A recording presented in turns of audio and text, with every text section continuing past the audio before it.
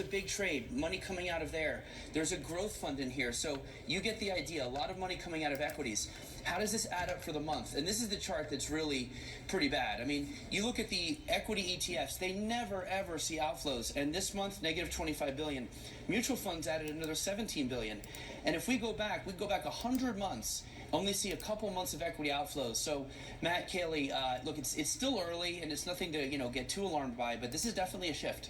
Yeah, absolutely shocking, especially considering the run that we've seen. Eric Balchunas, thanks very much. Joining us now to talk about what's going on is Ben Levine, co-CIO, I should say, of 3DL Capital Management. They have $872 million in assets under management. Just before we get to your specific products, what do you make of the outflows?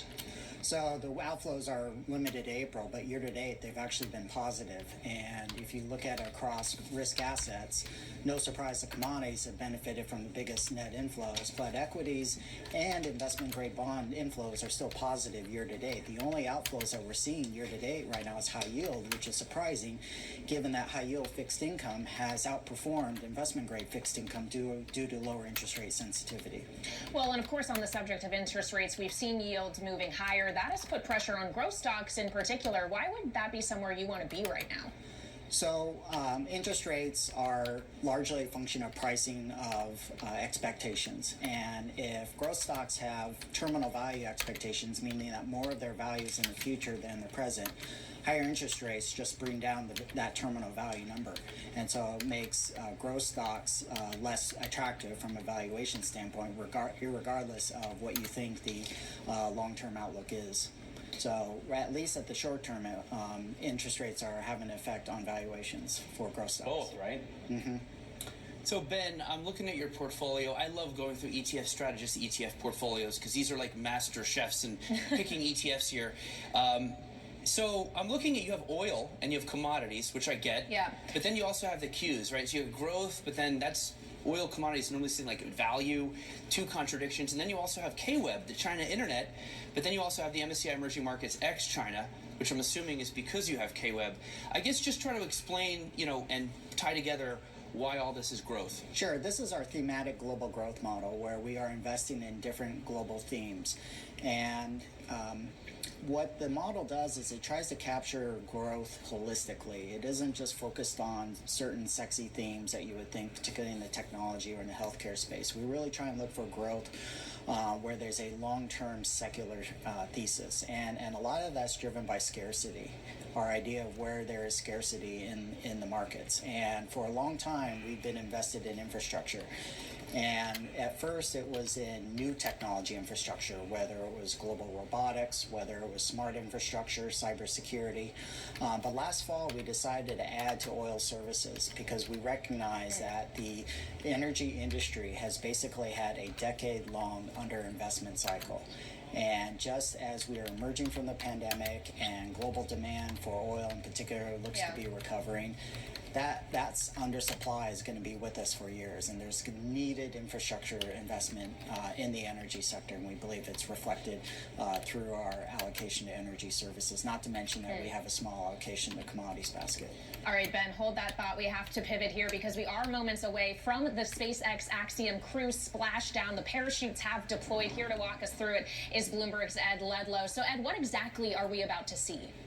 Yeah, so the capsule is currently traveling at a modest speed of around 15 miles an hour as it heads to one of several available splashdown sites in the Atlantic Ocean. This was the Endeavour capsule of SpaceX that's been aboard the International Space Station for around 15 days with an all-private crew. It was the first time a private carrier, SpaceX, carried an all-private civilian crew with no affiliation to a space agency to the International Space Station, and they reportedly paid $50 million a pop for the privilege of doing so. And it's interesting, we pay attention and we're updating the audience, Kaylee, because this is the highest risk part of the whole mission. They're now floating safely back to Earth, but when they entered Earth's atmosphere a few moments ago, they were traveling at 17,000 miles an hour, using the flat bottom of the capsule and the Earth's air resistance to slow down to around 350 miles per hour, at which point the heat around the capsule was at 3,500 degrees Fahrenheit. So this is intense, but at the moment those chutes deploy, deployed. It slowed us down from around 120 miles an hour to 15 miles an hour. All is nominal, as they say in the space industry, and it looks as if this is a textbook successful mission. So cool. I mean, for me, this is awesome because as a kid dreaming about going to space, you know, as a private citizen, it seemed like something that would never happen. And now, at least if you have a spare 50 million lying around, it is. We're watching the splashdown right now. Yeah. To be clear, Ed, this is safe, right? I mean, as soon as they slowed down to the speed of a Bugatti Chiron, everything was cool. And there's little chance of anything bad happening after they splash down. We can already see a dinghy going over to retrieve them. Yeah, so the rescue team's already in place. The whole reason for splashing down literally in the ocean as opposed to a landing on terra firma or on land is that it is that much safer. You know, if you compare and contrast with the technology, for example, that Blue Origin uses, Blue Origin, the Jeff Bezos space startup, does land its booster on Earth, and the technology it uses is a last-minute thrust of air to slow it right down, including slowing the momentum of the chutes. But yeah, this is pretty textbook. What I love about it, Matt, is that this capsule technology is no different really to kind of legacy rocket science. You use that flat bottom to slow down, use the air resistance, and then a series of parachutes, and works pretty well, it seems. Do we know, by the way, they were up there for 15 days, Ed? Yes. Any reports from the private citizens up on the ISS? Did they get along with the Russian cosmonauts up there? Did anyone get sick? Was it all cool? What do we know?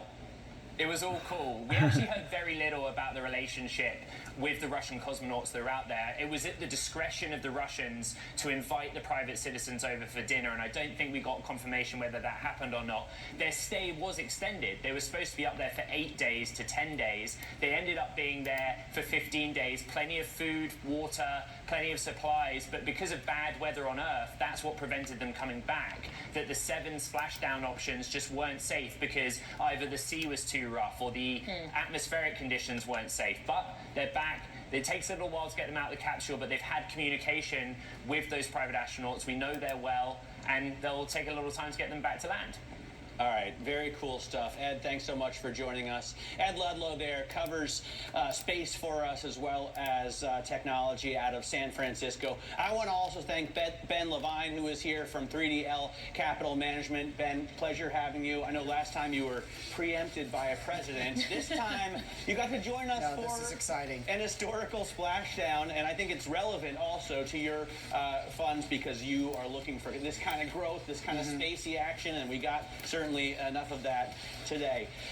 Coming up, we're going to discuss how Jack Fogle's impact on investors and the financial industry spans well beyond his life and the index fund. This is ETF IQ on Bloomberg.